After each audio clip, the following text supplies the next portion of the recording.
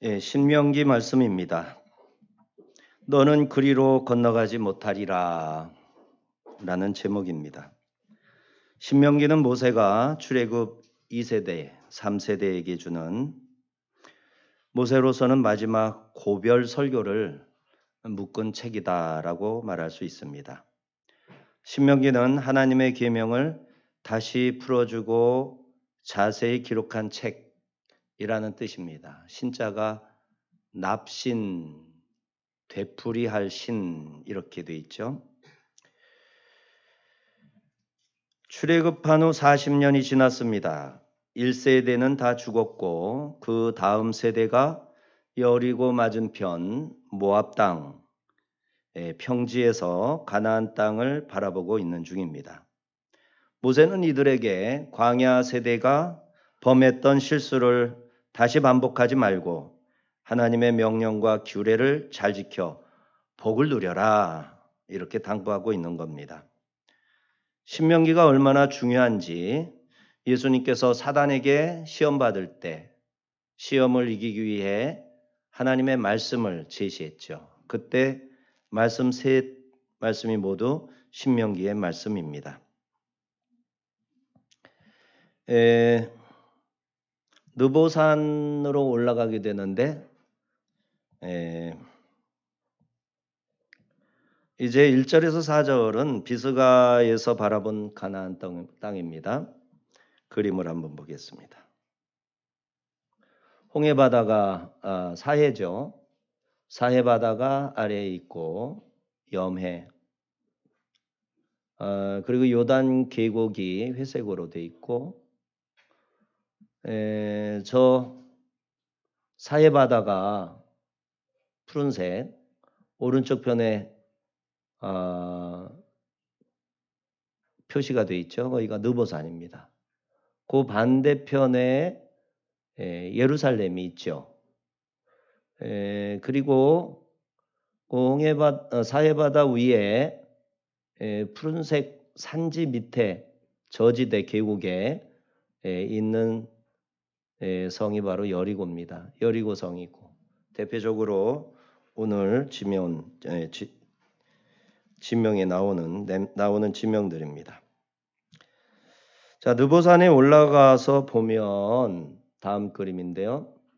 밑에 표시가 되어 있죠. 여기에 예루살렘, 여리고 이런 식으로 표시가 되어 있어요. 저 보이지 않는 계곡에 요단강이 있습니다. 그리고 왼쪽 조금 한 중간쯤에 푸른 호수 같은 게 있죠. 그게 사해바다입니다. 사해바다를 볼 수 있어요. 그리고 저 건너편에 예루살렘이 있는 겁니다. 자, 다음 그림입니다. 사해바다가 이렇게 가깝게 선명하게 보입니다. 망원경으로 당겨서 보면 여기 해수욕을 하는 사람들도 다 볼 수 있습니다. 자, 본문으로 넘어가겠습니다. 신명기 34장은 모세의 죽음을 기록합니다. 그러므로 34장을 기록하신 분이 모세일 리가 없죠. 자기가 죽으면서 죽는 기사를 쓸 수가 없으니까요. 학자들에 의하면 여호수아서를 기록하기 전에 모세오경 전체를 마무리하면서 역사서로서의 여호수아의 연결을 하기 위하여 34장을 삽입하여 넣었다. 이렇게 설명을 합니다. 그래서 이것은 여호수아가 썼을 것이다. 또 에스라가 썼을 것이다. 혹은 70장로 중 어떤 이들에 의해 기록되었을 것이다. 라고 보는 이도 있습니다. 정확한 건 알 수가 없죠. 원소스는 여호수아가 준비를 하고 다윗이 그것을 보관을 하고 솔로몬이 아마도 보존된 그 역사적 자료를 굉장히 잘 지켜주었기 때문에 그리고 활용했기 때문에 에스라에 의해서 이것이 기록이 완성되지 않았을까 보는 것이 합리적일 것입니다. 어쨌든 모세가 죽음을 앞두고 모압 평지의 느보산에 올랐습니다.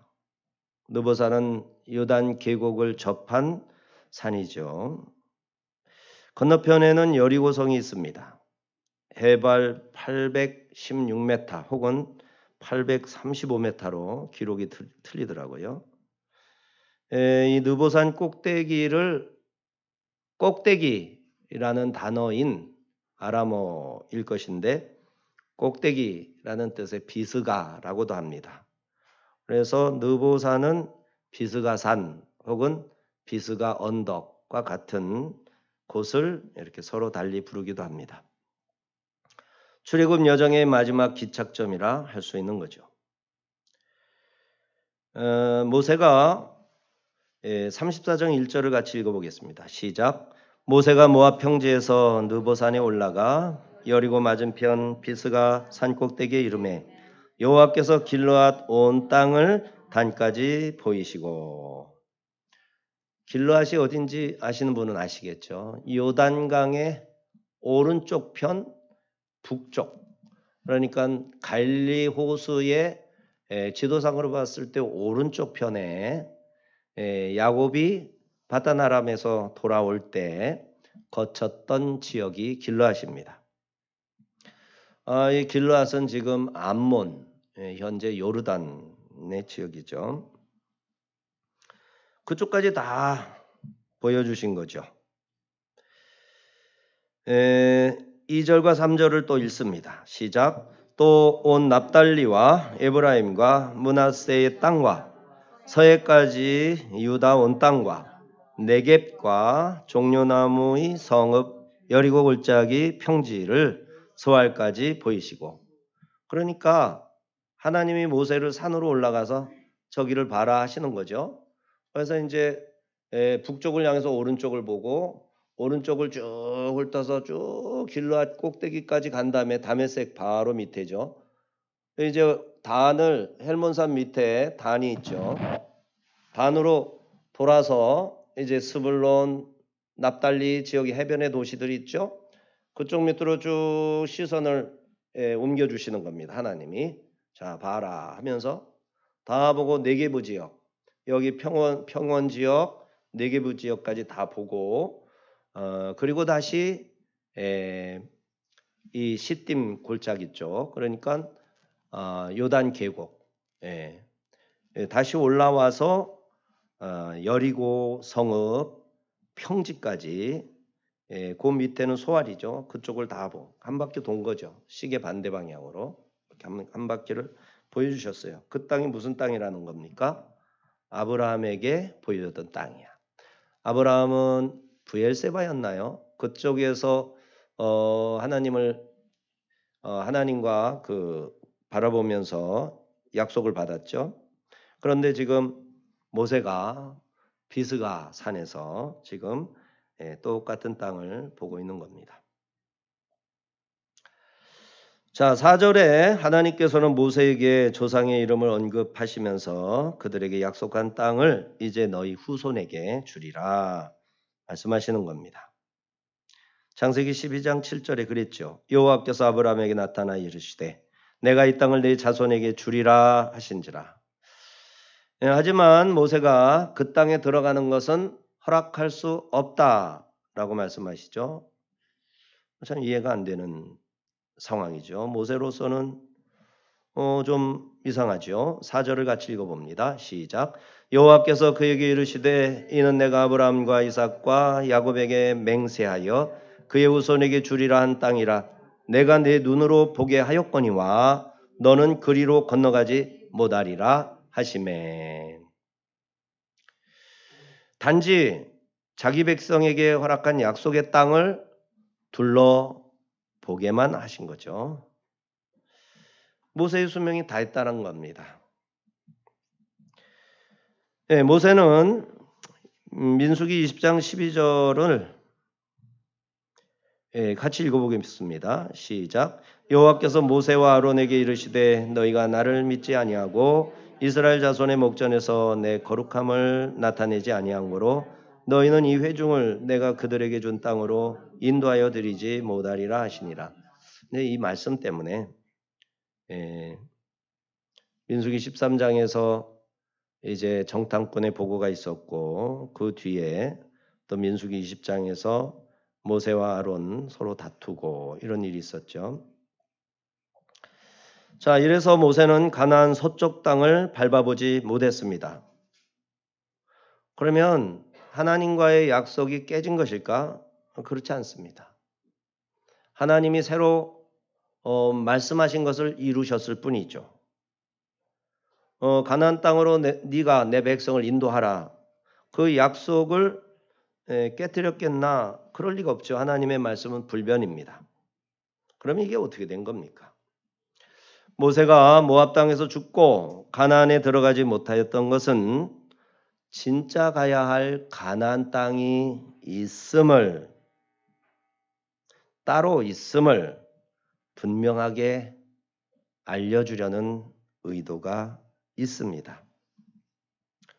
그러니까 우리의 믿음이 어디를 겨냥하고 우리의 종점, 신앙의 종점을 어디로 두고 목표로 삼아 가야 할지를 깨닫게 해주는 거죠. 눈에 보이는 가나안이 전부가 아니라는 거죠.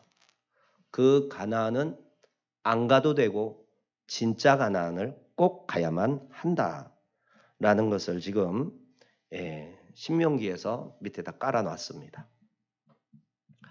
자, 5절에서 12절 모세의 후계자 여호수아. 모세는 애굽의 노예로 400년을 살아온 이스라엘을 약속의 땅으로 이끌어낸 지도자입니다.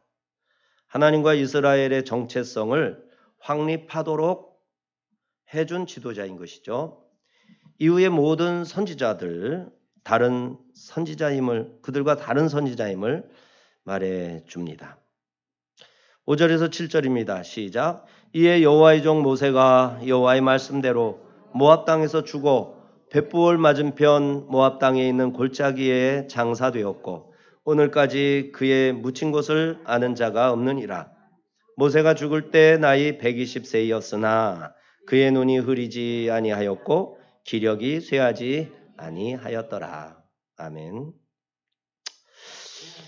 그런데 가나안 땅을 목전에 두고 모압 땅에서 죽고 장사까지 됩니다. 게다가 120살이나 되었는데도 눈이 흐리지 않고 기력이 쇠하지 아니하였다. 참 아깝죠. 회춘을 한 것일까요? 회춘할 필요도 없죠. 모세는 눈이 어두워진 적이 없어요. 40일 얼마나 많은 금식을 했습니까? 그럼에도 불구하고 120이 되었는데 기력이 쇠하지도 않고 눈도 흐리지 않으니 얼마나 기가 막힌 상태입니까? 우리 아가페 교회 성도 오늘 이 자리에 있는 모든 분들이 그랬으면 좋겠습니다. 아멘 한다고 다 그렇게 되는 건 아니지만 분명히 그는 장사되었죠. 그런데 사람들이 모세를 보러 올라갔을 때 여기다 묻은 것 같은데 없네? 땅을 파고 봉분을 만드는 게 아니잖아요. 굴이 있으면 그 굴에다가 시신을 안치하면 장례 끝입니다. 굴을 어느 정도 막을 수도 있고 짐승들이 접근하지 못하도록 장애물을 놓곤 하지만 다시 가서 봤는데 없더라는 거죠. 찾을 수가 없었어요. 이로 인해서 유대인들에게는 모세에 대한 이야기가 많이 생겨났는데 그 중에 모세가 승천했다라고 믿는 사람들이 아주 많은 거죠. 위경에 속하는 모세 승천기라고 불리우는 책이 있어요. 에녹서라는 책도 있어요. 이 책들은 모세가 승천한 것으로 이야기를 합니다. 우리는 알 수 없다죠. 왜냐하면 예수님이 죽으신 후 부활하신 것처럼 모세도 죽었다가 시체가 없으니까요. 어디로 간 거예요? 다시 살아나서 하늘로 올라가지 않았을까? 그래서 마태복음 17장에 하늘로 승천한 엘리야와 함께 예수님을 뵈러 오잖아요. 구약 시대는 육신이 가는 게 아니거든요. 그때 나타난 모세와 엘리야는 육신을 입고 있단 말이에요. 그러니까 승천했다는 에녹서와 모세 승천기의 이야기가 허황된 것만은 아니에요. 하지만 그것을 말했기 때문에 외경도 아니고 위경이 되었습니다. 우리가 모세가 승천했다라고 말할 수 있어요. 굉장히 신빙성 있고 가능성 있는 이야기예요. 하지만 에녹서가 그렇게 말했기 때문에 위경이 된 것처럼 우리는 이단이 될 가능성이 많이 높아집니다. 모른다라고 보는 게 맞겠죠. 자, 우리 8절과 9절을 읽어볼까요? 시작.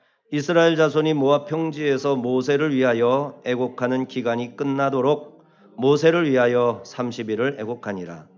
모세가 눈의 아들 여호수아에게 안수하였으므로 그에게 지혜의 영이 충만하니 이스라엘 자손이 여호와께서 모세에게 명령하신 대로 여호수아의 말을 순종하였더라. 모세가 죽기 전 자신의 후계자로 여호수아를 지목하고 그에게 안수해 준 거죠. 모세에게서 떨어지지 않았던 여호수아입니다. 모세가 회막에서 하나님을 뵙고 자기 장막으로 돌아갈 때도 여호수아는 그 회막에서 떠나지 않았다라고 기록이 되어 있었죠. 그는 지혜의 영, 곧 성령 충만했습니다. 이스라엘 자손들은 모세의 후계자로 여호수아를 인정하고 모세를 따르듯이 그의 말을 순종했습니다. 지혜의 영이 충만한 여호수아는 모세처럼 이스라엘을 이끌 수 있었습니다. 참 굉장한 지도자죠. 여호수아서가 또 있잖아요. 그는 놀라운 지도자였습니다. 한국 교회에 이런 지도자들이 사실 참 많습니다. 여호수아와 같은 지도자들은 누구일까요? 이런 지도자들은 숨어 있습니다. 숨어 있는 여호수아와 같은 지도자들에 의해서 한국 교회가 여전히 서 있습니다. 나타나 있는 지도자들이 한국 교회를 떠받치고 있다고 생각한다면 하나님이 실망스러우실지도 모릅니다. 숨어 있는 지도자들이 있어요. 저는 아닙니다. 제가 이렇게 말한다고 저 얘기하는 게 아니에요. 제가 존경하는 많은 분들이 그런 분들이에요. 자신을 드러내고 나타내지 않고 자랑하지 않으면서도 얼마나 큰 가마력과 놀라운 믿음과 신앙으로 성도들을 믿음에 굳게 세워주고 하나님의 말씀을 밝혀서 깨닫게 하는 그런 종들이 대한민국 한국교회에 너무나도 많은 거예요. 한국교회가 그래서 하나님의 사랑을 받고 있는 겁니다. 이들을 아끼시고 한국교회도 아껴주십니다. 그러나 표면적으로 드러난 지도자들 중에는 여호수아 모세와 같은 지도자들을 어쩌다가 찾을 수는 있지만 정말 찾아보기 어렵습니다. 하나님이 쓰시는 지팡이와 도구임에는 틀림없겠지만 선이 쓰시는지 악하게 쓰시는지는 성경을 들이대고 대조해 보아야 알 수 있습니다. 오늘날은 인문학의 꽃을 피우는 시대입니다. 르네상스가 종교 개혁했기 때문에 가능했지요. 종교 개혁이 성공하지 않았더라면 르네상스의 예술가 몇 명 외에 작품 활동을 하는 대부분의 과학자, 문학가들은 마녀사냥의 희생양이 됐을 겁니다. 종교 개혁을 통해서 수없이 많은 건전한 올바른 신앙인들이 죽은 값으로 종교개혁이 성공을 하고 그 여파로 수없이 많은 사람들이 르네상스, 인문학을 세울 수가 있었습니다. 그랬는데 이제는 인문학 강사들이 교회의 지도자가 되어 있습니다. 이들에게 지혜가 충만합니다. 깜짝 놀랐어요. 잘 먹고 잘 사는 법, 잘 잘 법. 깜짝 놀랐어요. CBS? 극동방송? 못 들어주겠더라고요, 이제는. CGN은 이런 말하자면 교회에서 하는 이런 방송이 지금 건전하게 복음이 선포되고 있죠. 참 어렵습니다. 성령이 충만하고 지혜의 영이 충만해야 하는데 소크라테스를 지혜롭게 했던 그 지혜가 충만한 것이죠. 고린도서에 의하면 바울은 말을 논리적으로 하지를 못해서 적대자들의 표적이 되어서 글은 읽어줄 만한데 말은 설교는 들어줄 수 없어. 그게 교회의 입장이었습니다. 어떻습니까? 말쟁이들이 인문학 강사로서 설교단에 서서 인문학 강연을 하고 있다라는 점에 한번 주의 깊게 살펴보시기 바랍니다. 속지 말아야 됩니다. 지도자들을 맹신하는 것이 치명적인 위험을 초래합니다. 그게 성령을 부정하는 일이 될 수 있기 때문입니다. 우리 안에는 이미 성령이 계신데 이 성령님을 알아주고 이 성령님이 증거하는 하나님의 말씀, 성령이 가르쳐 주시는 그 티칭, 그 가르침을 듣고 깨달아야 되는데 이것을 헷갈리게 하는 잘못된 지도자들의 이야기에 현혹이 되어서 내 속에서 말씀하시는 성령의 음성조차도 못 알아듣는 경우가 생긴다면 심각한 일이 아닐 수 없습니다.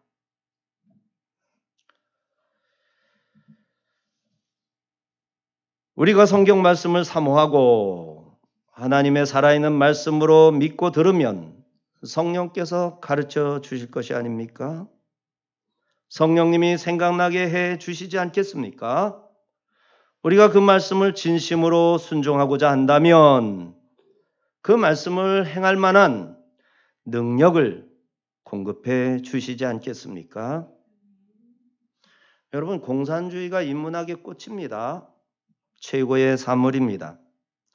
인문학은 인본주의, 고상한 인텔리전트, 지성적 인본주의를 의미하는 겁니다. 교회가 바라보는 인문학은 그런 겁니다. 지성적 인본주의입니다.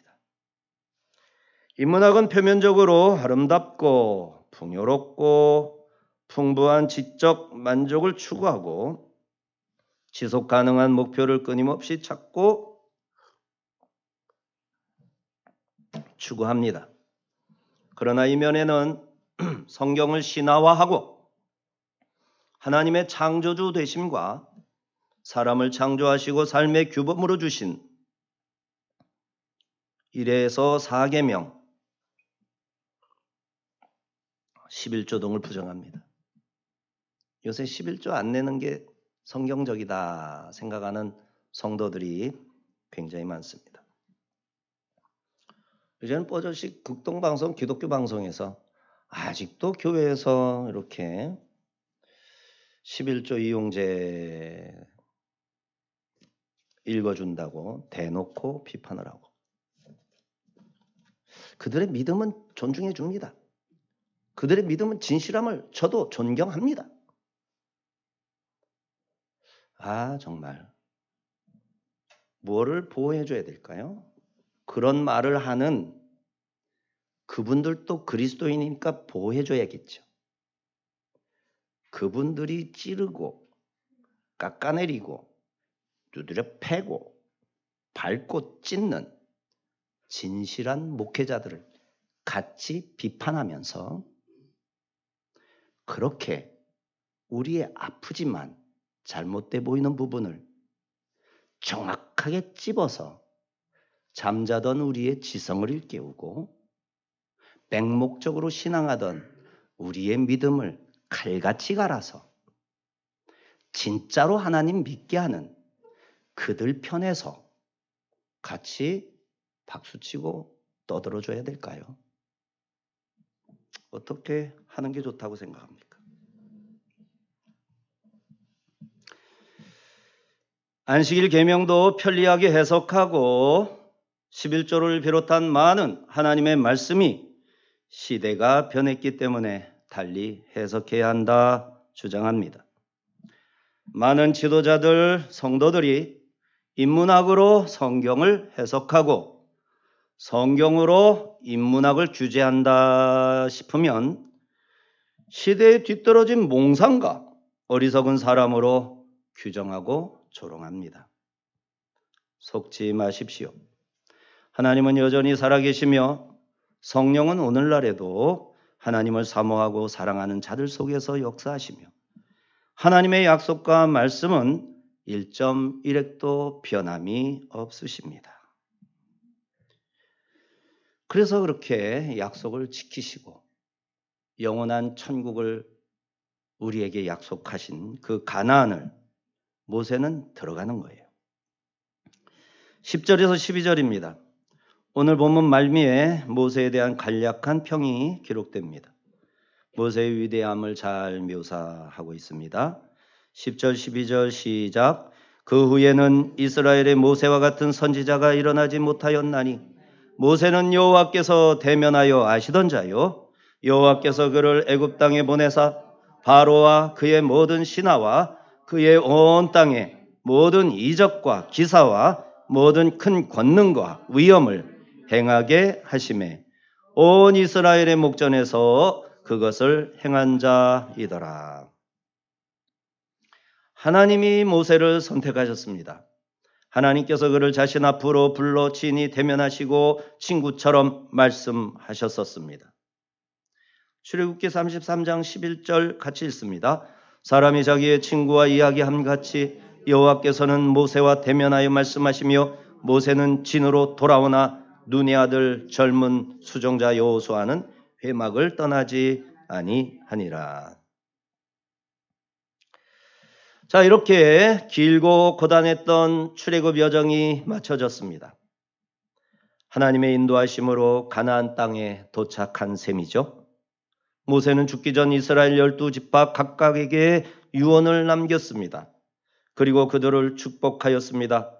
그들을 구원하셔서 가나안으로 들이시는 하나님의 계획을 보여주며 축복해 주었습니다. 전무후무한 선지자요 지도자였습니다. 모세의 생애가 마쳤고 신명기를 끝맺음과 동시에 모세 오경 토라를 끝맺습니다. 끝이 이보다 더 아름다울 수가 없지요. 주님이 부르실 때 이렇게 정리되는 교회, 이렇게 정리되는 우리의 인생. 아니 120살인데 눈이 밝고 기력이 쇠하지 않았는데 어떻게 죽었을까? 어떻게 죽었을까요? 잠잔 거죠. 아파서 죽은 게 아니잖아. 멀쩡한데 돌아가신 거잖아. 정말 그랬으면 좋겠죠. 실제로 그렇게 기도하고 그렇게 돌아가시는 분 얘기를 하시더라고요. 조용히 잠자듯 편안하게 눈을 감고 죽게 해달라고 그렇게 기도를 했는데 그대로 돌아가셨다는 이야기를 누군가에게서 들었던 기억이 있습니다.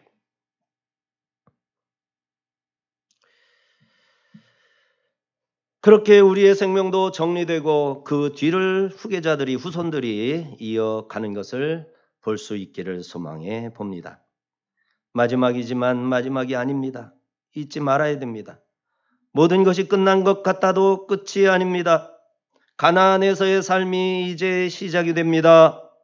어쩌면 광야에서의 싸움이 다른 차원에서도 계속될 수 있다는 것을 깨닫게 될 수 있습니다. 그러나 이전과는 다른 양상이겠죠. 가나안에서 모든 것이 새롭게 시작되듯이 우리의 영원, 우리의 천국, 우리의 영생도 우리가 가보지 못한 장소에서 느껴보지 못하고 알지 못하던 그 때에 우리가 경험하게 될 것입니다. 우리의 자리를 잘 물려줍시다. 모세처럼요. 하나님이 우리에게 영혼을 기약하시고 그대로 안겨주시듯 우리들의 후임자들에게 우리가 맡았던 직임과 소명을 정말 아름답고 깨끗하게 물려줍시다. 물려줄 게 있어야죠. 물려줄 게 있도록 잘합시다. 그리고 그 모든 것을 내 것으로 여기지 말고 정말 모세처럼 그대로 물려줘야 되겠습니다.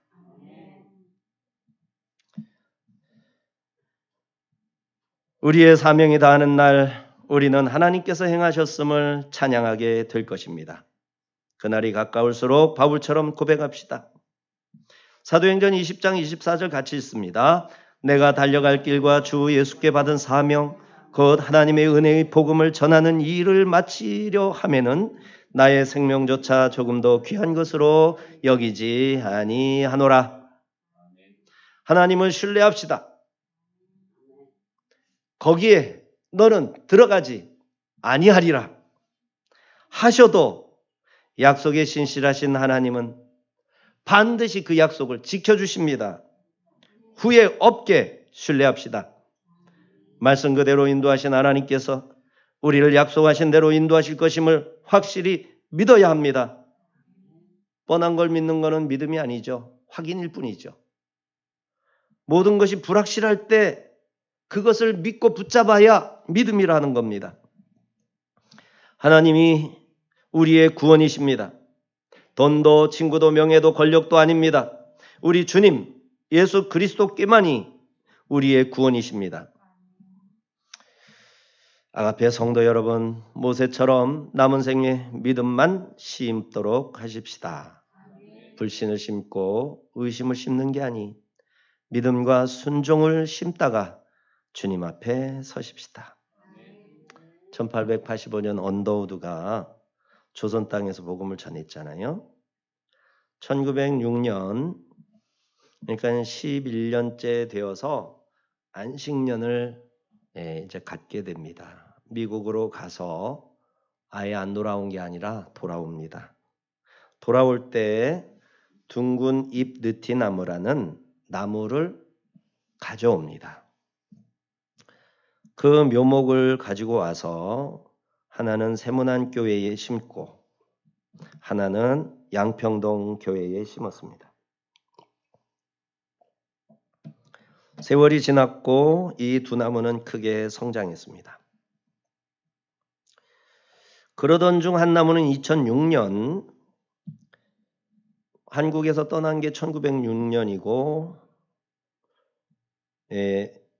양평동 교회가 공사한 게 2006년이니까 100년째 되는 해죠. 예배당 신축 공사를 하던 중에 뿌리가 상하게 돼서 2015년 그러니까 9년을 더 있다가 이 나무가 수명을 다하고 죽게 됩니다.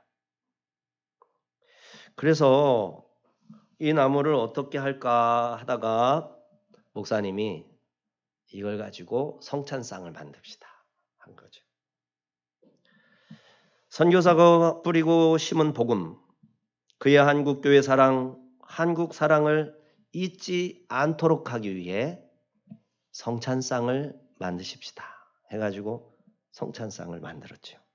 우리 교회는 성찬상이 지금 없잖아요.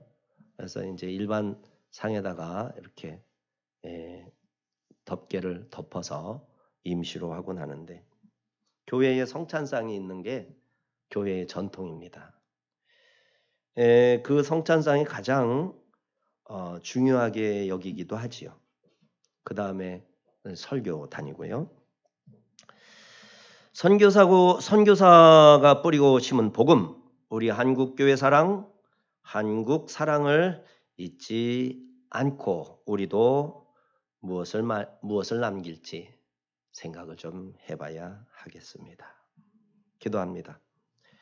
거룩하시고 자비로우신 아버지 하나님이여, 가나안 땅을 목표로 줄기차게 80세에서 120살까지 40년 동안 그렇게 달려왔는데 비스가산 꼭대기에서 하나님은 동서남북 다 보여주시고 이것이 내가 약속한 땅이다. 그러나 너는 이 땅에 들어갈 수 없다.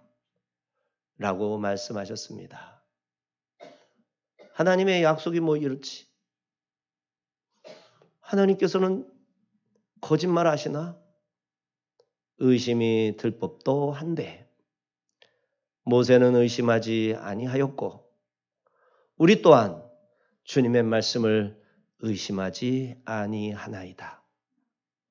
영원한 나라 천국을 약속하셨으니 우리가 이 땅에서도 견디고 참을 수 있는 것이오니 우리의 믿음 더욱 굳건히 해주시옵고 믿음이 없어 힘들어하고 괴롭고 외로워하는 심령들을 다독이고 위로하고 힘을 주며 그들에게 영원한 소망을, 영원한 나라를 말해주고 보여줄 수 있는 저희들 다 되게 하여 주옵소서. 못 간다 해도 가는 것인 줄 믿습니다. 하나님의 말씀은 영원토록 변치 않고 영원토록 반드시 성취시키는 약속의 말씀이기에 이 말씀을 믿고 주의 말씀 따라 살겠나이다. 주께서 인도하여 주옵소서. 예수님의 이름으로 감사하며 기도하옵나이다. 아멘. 일어나셔서 찬송가 390장입니다.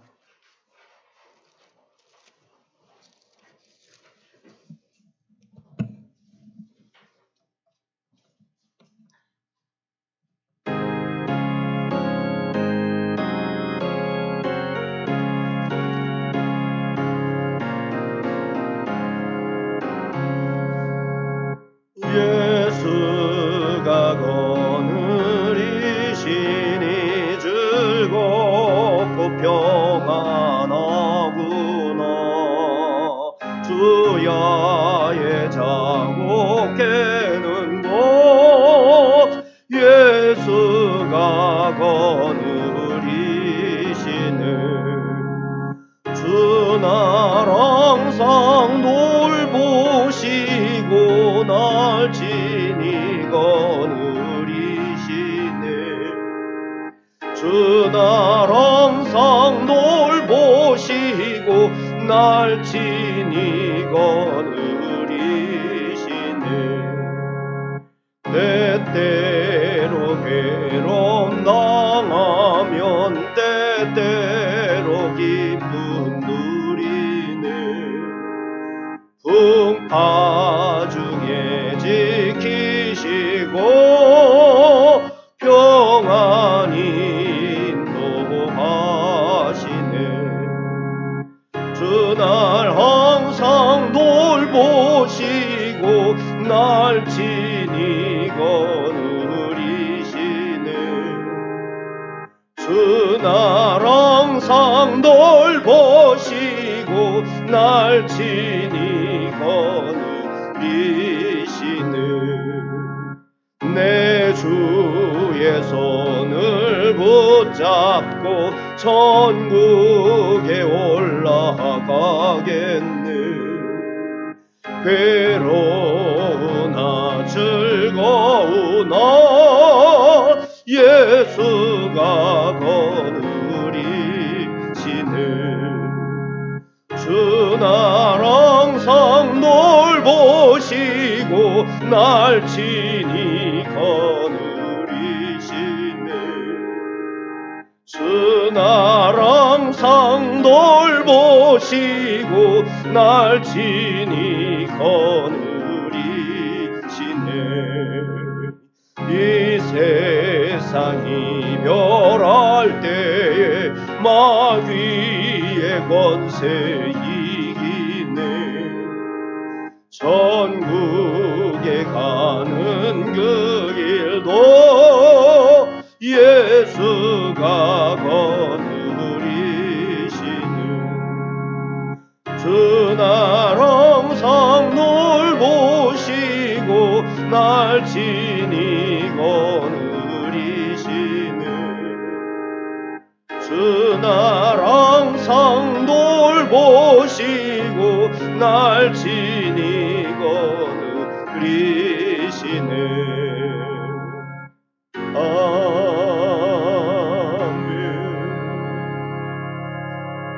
기도합니다.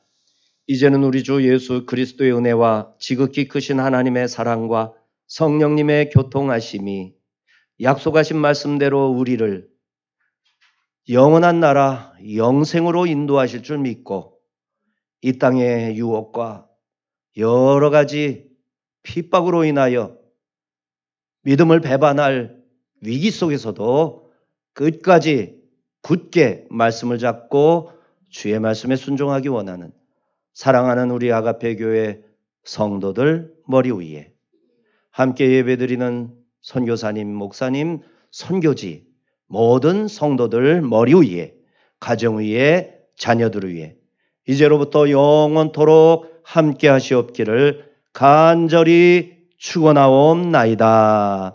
아멘.